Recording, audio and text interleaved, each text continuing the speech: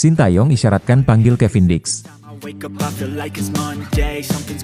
Mauro Zylstra segera dinaturalisasi ke timnas Indonesia. Pelatih Jepang bocorkan cara kalahkan Indonesia. Lawan Jepang, Sintayong ungkap satu keuntungan. Rizky Ridho santai hadapi tuntutan tinggi supporter. Sintayong belak-belakan soal obrolan dengan Asnawi sebelum dicoret.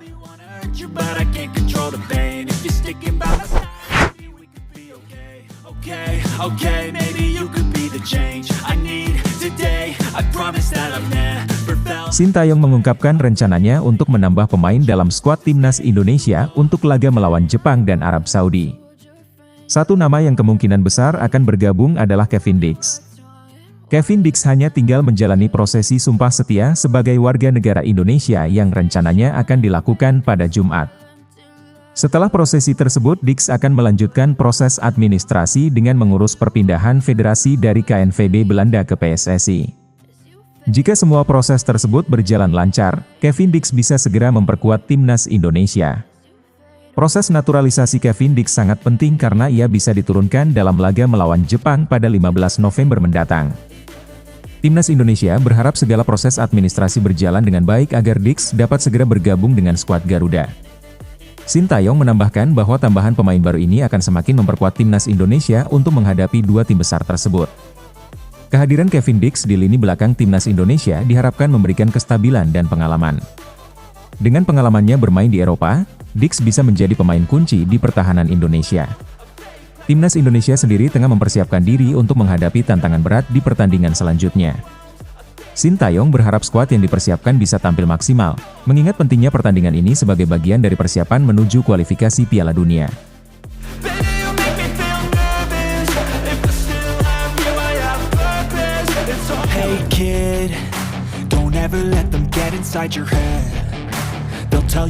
Setelah Kevin Dix, timnas Indonesia akan kedatangan pemain naturalisasi baru yaitu Mauro Zylstra. Mauro adalah seorang penyerang berusia 19 tahun yang memiliki darah Sunda. Pemain muda ini berharap dapat segera bergabung dengan timnas Indonesia setelah proses naturalisasinya selesai. Mauro telah mengonfirmasi bahwa dokumen yang diperlukan untuk proses naturalisasinya sudah dikirimkan ke PSSI.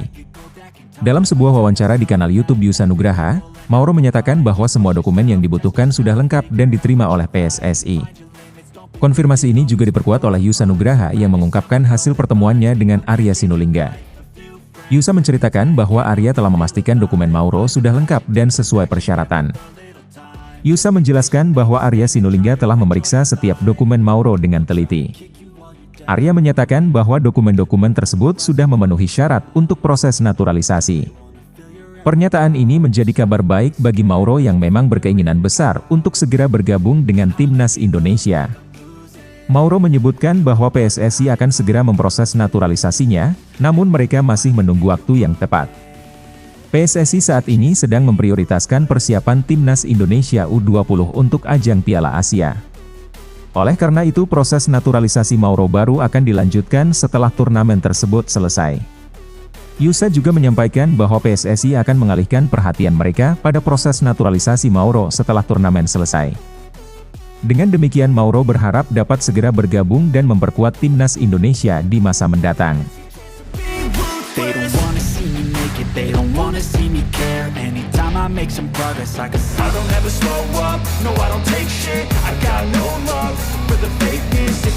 Haji Memoriasu menyatakan bahwa timnya akan dipersiapkan dengan maksimal untuk menghadapi pertandingan ini. Meski banyak pihak beranggapan Jepang akan meraih kemenangan dengan mudah, hal tersebut tidak membuatnya lengah. Ia menilai setiap laga yang digelar di kandang lawan selalu membawa tantangan tersendiri. Oleh karena itu Moriyasu menekankan bahwa fokus adalah kunci untuk meraih hasil yang optimal bagi Jepang. Meski Jepang dianggap memiliki keunggulan, Moriyasu tetap memperingatkan timnya untuk waspada. Ia juga memuji perubahan positif yang telah dibawa oleh Sintayong kepada tim Indonesia. Moriyasu menilai hasil ini sebagai bukti bahwa Jepang tidak boleh menganggap enteng lawan. Sebaliknya mereka perlu bermain dengan konsentrasi penuh sepanjang pertandingan untuk mengatasi perlawanan yang mungkin diberikan Indonesia. Dalam menghadapi tantangan tersebut, Moriyasu meminta seluruh pemain Jepang untuk bekerja keras. Ia menekankan bahwa efektivitas dalam bertahan dan menyerang menjadi aspek penting yang harus diutamakan. Menurutnya permainan Jepang harus berfokus pada pertahanan yang kokoh serta serangan yang cepat, terutama di pertandingan kali ini. Selain itu Moriyasu memberikan instruksi khusus kepada para pemainnya agar mampu menembus pertahanan lawan dan mengalirkan bola dengan cepat. Ia ingin Jepang terus memberikan tekanan dari depan dan menggagalkan setiap rencana yang disusun oleh lawan. Bagi Moriyasu, menekan lawan adalah salah satu cara untuk mengendalikan jalannya pertandingan. Lebih lanjut, Moriyasu menegaskan bahwa Jepang harus siap untuk menghancurkan setiap pola permainan yang mungkin dikembangkan oleh Indonesia. Dengan pendekatan ini ia yakin Jepang dapat mengoptimalkan peluang untuk mencetak gol dan mempertahankan kontrol penuh sepanjang pertandingan.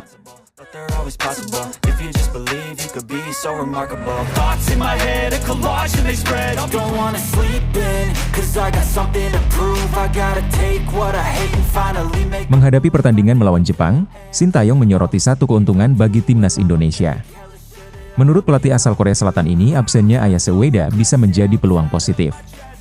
Dengan tidak hadirnya Ueda, Indonesia diharapkan memiliki kesempatan lebih baik untuk menghadapi serangan Jepang yang biasanya tajam. Namun meski Ueda absen, Sintayong tidak meremehkan Jepang sama sekali. Baginya Jepang tetap merupakan lawan yang sangat berat dan kuat. Ia menegaskan bahwa kekuatan Jepang tidak bergantung hanya pada satu pemain. Tim ini dikenal dengan organisasi permainan yang sangat solid dan terstruktur.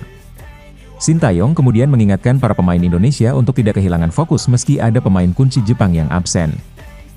Menurutnya kekompakan dan disiplin tim Jepang tetap akan menjadi ancaman serius di lapangan. Ia meminta para pemain untuk tetap waspada dan tidak menganggap enteng kekuatan lawan yang sudah terbukti tangguh. Pelatih asal Korea Selatan tersebut juga menekankan bahwa persiapan yang matang sangat penting untuk menghadapi Jepang. Ia berharap para pemain tetap fokus dan siap menghadapi berbagai situasi yang mungkin terjadi dalam pertandingan. Bagi Sintayong, absennya satu pemain lawan seharusnya tidak membuat Indonesia merasa terlalu percaya diri atau menurunkan intensitas persiapan. Selain itu, Sintayong menggarisbawahi pentingnya kerja sama tim dan fokus penuh saat melawan Jepang. Ia ingin agar seluruh pemain bekerja keras dan tampil maksimal di setiap menit pertandingan. Menurutnya semangat dan konsentrasi tinggi adalah kunci agar tim Indonesia dapat bersaing dengan kekuatan Jepang yang luar biasa.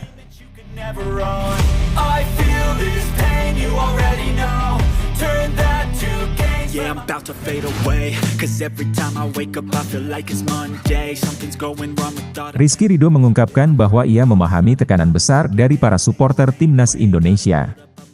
Baginya dukungan penuh dari para pendukung adalah sesuatu yang wajar. Ridho justru menganggap tekanan ini sebagai motivasi, bukan beban.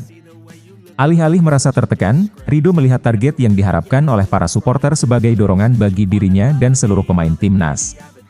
Ia percaya bahwa tuntutan tinggi dari para penggemar membantu tim untuk tetap fokus dan bekerja keras. Menurutnya tekanan ini justru menyatukan semangat tim untuk mencapai tujuan bersama.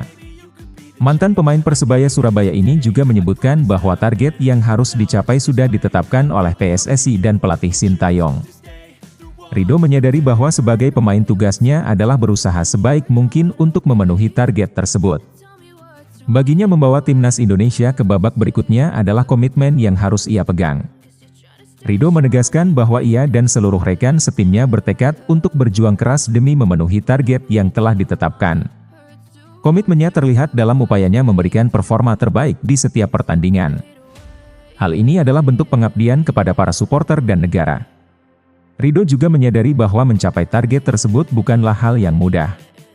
Ia paham bahwa timnas Indonesia akan menghadapi lawan-lawan kuat yang sudah terbiasa tampil di Piala Dunia. Kendati demikian, Ridho tetap optimis bahwa timnya bisa memberikan perlawanan yang maksimal.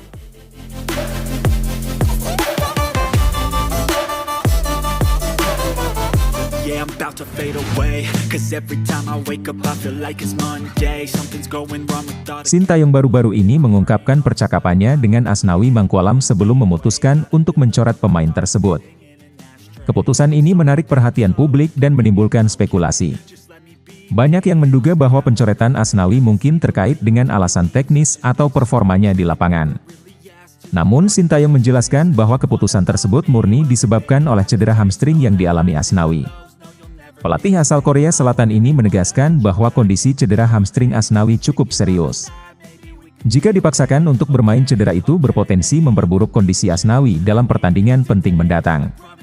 Sebelum mengumumkan daftar pemain, Shin Tae-yong sudah terlebih dahulu berbicara dengan Asnawi untuk membahas kondisi kesehatannya.